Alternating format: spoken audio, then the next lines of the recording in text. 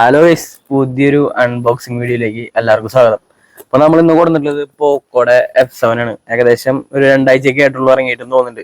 അപ്പോൾ ഇത് അൺബോക്സ് ചെയ്യുന്ന മുമ്പേ നിങ്ങൾ പോക്കോടെ തന്നെ F1 ആരെങ്കിലും യൂസ് ചെയ്തിട്ടുള്ളവരുണ്ടോ? 2018 കാലഘട്ടത്തിൽ ഇറങ്ങിയപ്പോൾ തന്നെ ഒരു രാജാവായിരുന്നു. ഏത് ഒരു 20,000 to 25,000 ആ ഒരു റേഞ്ചിൽ ഒരു കിങ് എന്ന് തന്നെ പറയാം. സ്നാപ്ഡ്രാഗന്റെ 888 പ്രൊസസർ വെച്ച് വന്നിട്ട് ഒരു വിപ്ലവം സൃഷ്ടിച്ചു പോയ ഒരു ഐറ്റം ആയിരുന്നു മറ്റേ പോക്കോടെ F1 എന്ന് പറയുന്ന ഒരു മോഡൽ. ആ ഒരു സെറ്റ് ഉപയോഗിച്ചിട്ടുള്ളവർ എന്തായാലും ഒന്ന് ജസ്റ്റ് ഒന്ന് എക്സ്പീരിയൻസ് ഒന്ന് കമന്റ് ചെയ്തോളൂ. അപ്പോൾ അതിന്റെ പിൻഗാമി എന്നൊക്കെ പറഞ്ഞിട്ട് നമുക്ക് F7 വിശേഷിപ്പിക്കാൻ പറ്റും. ഒന്ന് ചെക്ക് ചെയ്ത് നോക്കിയാലോ. അപ്പോൾ അൺബോക്സിങ് ആദ്യം, അത് കഴിഞ്ഞ് സ്പെക്ട്, അത് കഴിഞ്ഞിട്ട് നിങ്ങൾ തന്നെ പറഞ്ഞു F1ന്റെ പിൻഗാമി F7 ആണോ എന്നതുള്ളതൊക്കെ. അപ്പോൾ നോക്കാം. ഓൾറെഡി തുറന്ന് ഉപയോഗം തുടങ്ങിയിട്ടുള്ള ഫോണാണ് കേട്ടോ. ബോക്സ് തുറന്നിട്ടുണ്ട്. സ്വാഭാവികമായിട്ടും ഫോണുണ്ട്. ഇതിൽ നോർമലായിട്ട് നമുക്ക് വരുന്നത് 90 വാട്ടിന്റെ ഒരു ഫാസ്റ്റ് ചാർജർ വരുന്നുണ്ട്. അതേപോലെ തന്നെ ഇതിലൊരു കേസും വരുന്നുണ്ട്. പിന്നെ നോർമലി നമ്മൾ കാണുന്ന പോലെ സിം ഇജക്റ്റിംഗ് ടൂളും അങ്ങനത്തെ കുറച്ച് കാര്യങ്ങളും. കേസ് ഒരു ബ്ലാക്ക് കളർ കേസാണ് കേട്ടോ. ഇതാണ് നോർമൽ ബോക്സിന്റെ ഉള്ളിലുള്ള സാധനങ്ങൾ. ഇനി ഫോൺ വരുമ്പോ മറ്റേ ഒരു ലിമിറ്റഡ് കളർ ഉണ്ടല്ലോ, സൈബർ സിൽവർ എഡിഷനോ അങ്ങനെ പറഞ്ഞിട്ടുള്ള ഒരു സാധനം. 12 GB റാമും 512 GB സ്റ്റോറേജും വരുന്ന ഒരു സെറ്റ്. അപ്പോൾ കവർ ഇട്ടിട്ട് തന്നെ പിടിക്കാം. ഞാൻ എടുത്തിട്ടുള്ളതല്ല, നമുക്ക് അൺബോക്സിങ് കിട്ടിയിട്ടുള്ളതാണ്. ഇവർ തന്നെ കവർ ഇട്ട് വരുമ്പോൾ നോർമലി ഈ ഒരു ലുക്കിനേ ഉള്ളൂ. അപ്പോൾ ഈ ഒരു എഡിഷൻ, ഈ കവർ എന്തുകൊണ്ട് എന്ന് ചോദിച്ചു കഴിഞ്ഞാൽ അറിയില്ല. അവർ കൊടുത്തതാണല്ലോ. നമുക്കാണെങ്കിൽ മേടിച്ച് വല്ല ട്രാൻസ്പെറന്റ് കേസ് എടുത്തിട്ടാ. അപ്പൊ അതാണ് ഒറ്റ ഇതിൽ പറയാനുള്ളത്. പിന്നെ ഇതൊന്നുകൂടി ഇപ്പോൾ തുറക്കട്ടെ.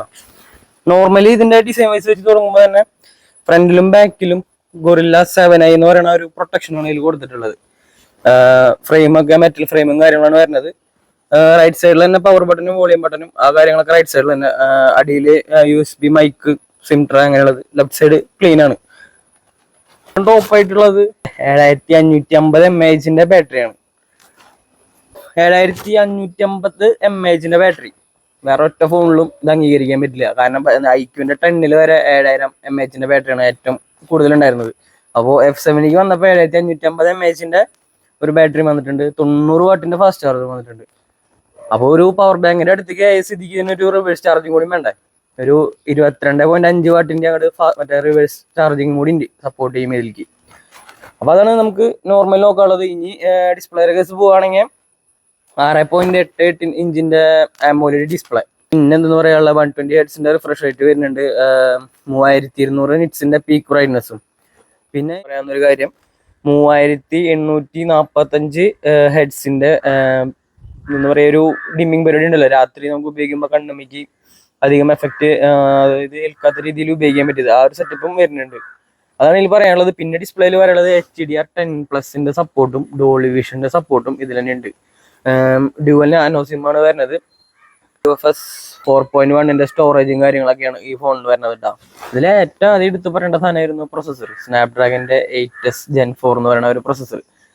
iQ Neo 10 വെച്ച് നോക്കുമ്പോൾ സെയിം പ്രൊസസ്സർ തന്നെയാണ്. പക്ഷേ ഇതിൽ ഏറ്റവും കൂടുതൽ ബെറ്റർ ആയിട്ടുള്ളത് 7550 mAh ബാറ്ററിയാണ്. ഇനി ഇതിൽ വരുന്നത് എന്ന് പറയുന്നത് പോക്കോടെ F1 എന്ന് പറയുന്ന മോഡലിൽ അതിൽ ഒരു കൂളിംഗ് സിസ്റ്റം ഉണ്ടായിരുന്നു. അതേപോലെ തന്നെ ഇതിലുണ്ട് ഐസ് കൂളിംഗ് സിസ്റ്റം എന്ന് പറയുന്ന ഒരു സംഭവം. അതായത് ഫോൺ ഓവർ ഹീറ്റ് ആവാണ്ടും കാര്യങ്ങളൊക്കെ നോക്കാനായിട്ട് 3D ഐസ് കൂളിംഗ് സിസ്റ്റം, അതാണ് കറക്റ്റായിട്ട് പറയണത്. ആ ഒരു സംവിധാനം കൂടി നമുക്ക് ഈ ഫോണിലുണ്ട്. പിന്നെ ഇതിലെ സോഫ്റ്റ്വെയർ നോക്കുമ്പോൾ ഷവോമിയുടെ HyperOS എന്ന് പറയുന്ന OS 2, അതാണ് അവരുടെ ലേറ്റസ്റ്റ് വെർഷൻ വരുന്നത്. അപ്പോൾ ആ സംഭവം തന്നെ നമുക്ക് ഫോണിലുണ്ട്. Android 15 ബേസ്ഡ് ആണ് വരുന്നത് കേട്ടോ. ഇനി ഇതിന്റെ ക്യാമറ ക്ലാരിറ്റി അറിയണം, ഫോട്ടോ, അങ്ങനെ കുറച്ച് കാര്യങ്ങളും കൂടി അറിയണ്ടേ. അതറിയാം. ഇതിൽ വരുന്നത് ബാക്ക് ക്യാമറ 50 മെഗാപിക്സലിന്റെ വരുന്നുണ്ട്. പിന്നെ ഒരു 8 മെഗാപിക്സലിന്റെ വൈഡ് ആംഗിൾ ക്യാമറയും. ഫ്രണ്ടിൽ 20 മെഗാപിക്സൽ. ഫ്രണ്ടിൽ നമുക്ക് 4K സപ്പോർട്ട് ഇല്ല. ബാക്കിൽ 4K 60 FPS വരെ ഷൂട്ട് ചെയ്യാൻ പറ്റും. അപ്പോൾ ഇതിന്റെ കാര്യങ്ങളൊന്ന് കണ്ടിട്ട് നമുക്ക് ബാക്കി കാര്യങ്ങൾ നോക്കാം.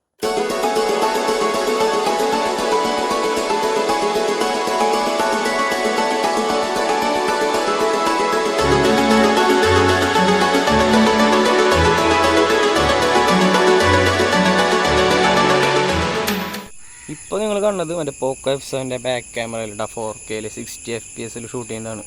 അപ്പോൾ ഇനി അതിൻ്റെ മറ്റേ എന്താ പറയുക, സ്റ്റെബിലിറ്റി കൺട്രോളും കാര്യങ്ങളൊക്കെ അറിയണ്ടേ.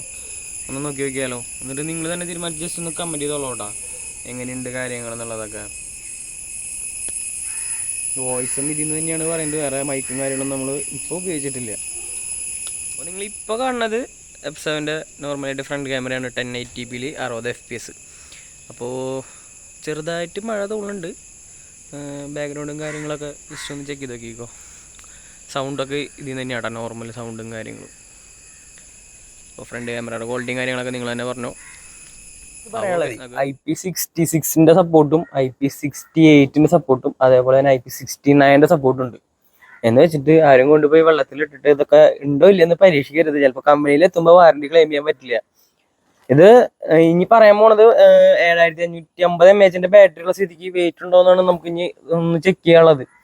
അപ്പോൾ തരക്കേടില്ലാത്തൊരു വെയിറ്റും കാര്യങ്ങളൊക്കെ ഫോണിന് വരുന്നുണ്ട്. ഇത് ഒന്നാമതൊരു ബോക്സി ഷേപ്പ് എന്നൊക്കെ വേണമെങ്കിൽ പറയാം. അത്യാവശ്യം നല്ല ഒരു ഇൻഹാൻഡ് ഫീലൊക്കെ കിട്ടുന്ന ഒരു ഫോൺ തന്നെയാണ്. പക്ഷെ ഇങ്ങനത്തെ ഒരു ഇത് തന്നിട്ട് അവർ ഈ ബ്ലാക്ക് കളർ കേസ് എന്തിനു കൊടുത്തത് മാത്രം മനസ്സിലാവാത്തുള്ളൂ. അതേപോലെ ഒരു ഗെയിമിംഗ് ഫോണായിട്ടാണല്ലോ നമ്മളിത് നോർമലി കൊണ്ടു നടക്കാൻ പോണത്. അങ്ങനെയുള്ളവരായിരിക്കും എന്തായാലും കൊണ്ടുപോകണുണ്ടായിരിക്കുക. അപ്പോൾ ഇതിന് മറ്റേ ഓഡിയോ ജാക്ക് വരില്ല, 3.5mm ഓഡിയോ ജാക്ക് ഇല്ല. ഇങ്ങനത്തെ ഒരു കേബിൾ മേടിച്ചിട്ട് വേണ്ടി വരും ഇത് കണക്ട് ചെയ്ത് ഹെഡ്സെറ്റ് വെച്ചിട്ട് കണക്ട് ചെയ്ത് ഉപയോഗിക്കണമെങ്കിൽ. അല്ലെങ്കിൽ പിന്നെ അത്രയും നല്ല വിലയൊക്കെ കൊടുത്തിട്ട് മറ്റേ ബ്ലൂടൂത്തിന്റെ മറ്റേ ഇയർപോഡൊക്കെ വെച്ച് യൂസ് ചെയ്യേണ്ടി വരും. അതല്ല അത്യാവശ്യം ഒരു മിനിമം സ്റ്റാൻഡേർഡിൽ ഗെയിം കളിക്കുന്നവർക്കൊക്കെ ആണെങ്കിൽ ഇങ്ങനത്തെ ഒരു അഡാപ്റ്റർ കണക്ടർ മേടിച്ചിട്ട് നോർമൽ ഹെഡ്സെറ്റ് വെച്ചിട്ട് കണക്ട് ചെയ്യാം. ഫോണിന് കുറച്ച് ഹീറ്റിംഗ് ഇഷ്യൂ ഉണ്ട്. അപ്പോൾ സോഫ്റ്റ്വെയർ അപ്ഡേറ്റ് മൂലം ശരിയാവും വിചാരിക്കുന്നത്. കാരണം നമ്മൾ ക്യാമറ ഒക്കെ കുറച്ച് നേരം ഇങ്ങനെ ഉപയോഗിക്കുമ്പോൾ അത്യാവശ്യം ചൂടാവുന്നുണ്ട്. അപ്പോൾ നമ്മൾ ക്യാമറ സാമ്പിൾസ് കാണിച്ചിട്ടുണ്ടല്ലോ, അപ്പോൾ അതിന് വേണ്ടി കുറച്ച് വീഡിയോസും ഫോട്ടോസും ഷൂട്ട് ചെയ്തിട്ടുണ്ടായിരുന്നു. അപ്പോൾ ആ ഒരു സെക്കൻഡ് കൊണ്ട് ഫോൺ കുറച്ച് നോർമലായിട്ട് ചൂടായിട്ടുണ്ട്. അതങ്ങനെ. പിന്നെ ഈ കണ്ടിട്ടുള്ള ക്യാമറ സാമ്പിൾസിന്റെയും വീഡിയോ സാമ്പിൾസും നിങ്ങൾക്ക് ഇഷ്ടപ്പെട്ടോ ഇല്ല എന്നുള്ളത് ജസ്റ്റ് ഒന്ന് കമന്റ് ചെയ്തോളാം. അപ്പോൾ പുതിയ വീഡിയോ ആയിട്ട് നമുക്ക് വീണ്ടും കാണാം. Okay, by.